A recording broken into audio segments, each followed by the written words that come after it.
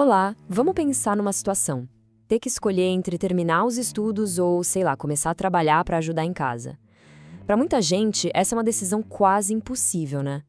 Mas e se houvesse um caminho para fazer as duas coisas ao mesmo tempo? Hoje, a gente vai mergulhar na história de uma política pública brasileira que tentou resolver exatamente esse dilema. E tudo começou oficialmente aqui, lá em 13 de julho de 2006, para responder a um problema real. Um monte de jovens e adultos fora da escola, mas precisando muito de qualificação. Um decreto presidencial estabeleceu as bases de um novo programa. A ideia, no fundo, era criar uma ponte entre a educação básica e a formação profissional para quem já tinha passado da idade escolar tradicional. Essa era a pergunta central. Como é que se garante que jovens e adultos não precisem sacrificar a educação formal para conseguir uma qualificação profissional? A resposta que o governo deu foi um programa integrado, pensado justamente para unir esses dois mundos, que muitas vezes parecem totalmente separados. Ok, vamos entrar nesse ponto. A primeira coisa para a gente entender é o tamanho do desafio que esse programa se propôs a enfrentar. Esse grande dilema entre estudar e trabalhar que afeta milhões e milhões de pessoas. E a solução apresentada foi o ProEja. O nome é comprido, eu sei, mas ele explica direitinho o objetivo: integrar a educação profissional com a educação básica. E focado especificamente no público da educação de jovens e adultos, o famoso EJA. O artigo 1º do decreto já detalha como essa integração funciona na prática. Basicamente, um estudante podia escolher entre duas opções. Uma era para uma qualificação mais rápida, chamada de formação inicial e continuada. A outra, bem mais robusta, sair de lá com o ensino médio completo e mais um diploma de técnico. Certo, mas uma boa ideia precisa de regras claras para funcionar, né? Vamos ver como a lei estruturou tudo isso? A força do ProEja veio de um decreto que estabeleceu as regras do jogo para que ele fosse implementado no país inteiro. E olha só esse número, que é crucial.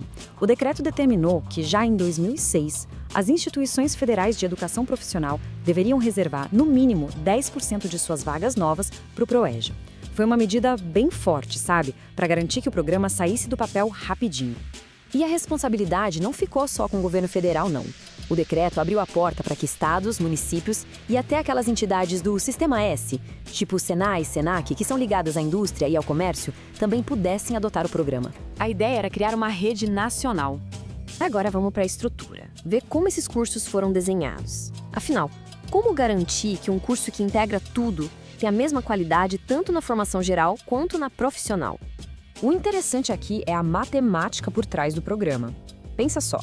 Para o curso técnico, a carga horária total era de, no mínimo, 2.400 horas.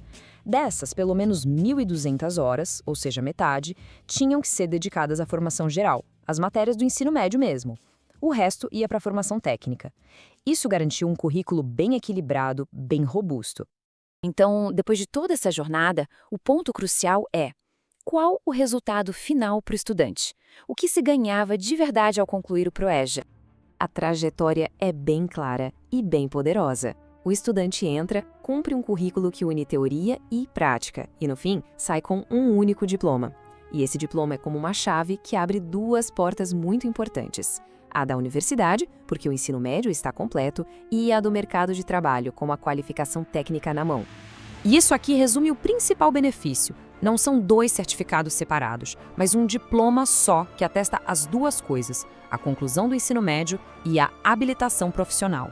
É como se fosse uma certificação com potência dupla, que valoriza todo o esforço do estudante. Mas a visão do ProEja ia além do indivíduo, sabe? Tinha uma estratégia maior por trás, focada no desenvolvimento das comunidades e das regiões onde os cursos eram oferecidos. Essa citação do artigo 5º do decreto é a chave para entender essa visão. A escolha dos cursos técnicos não era para ser aleatória. A orientação era bem clara: focar nas áreas profissionais que tinham a ver com a economia local, com as necessidades reais daquela região. Ou seja, o objetivo final era usar a educação como uma verdadeira ferramenta de desenvolvimento. Ao formar mão de obra qualificada para as vocações econômicas de cada lugar, o programa buscava fortalecer as estratégias de crescimento locais, gerando um ciclo positivo de educação e progresso. E a gente termina com essa reflexão. A experiência do ProEja nos convida a pensar sobre o papel da educação. Ela deve ser só uma preparação para o próximo nível acadêmico? Ou ela deve estar diretamente conectada com as necessidades práticas da vida e do desenvolvimento econômico? Fica aí a pergunta para a gente pensar.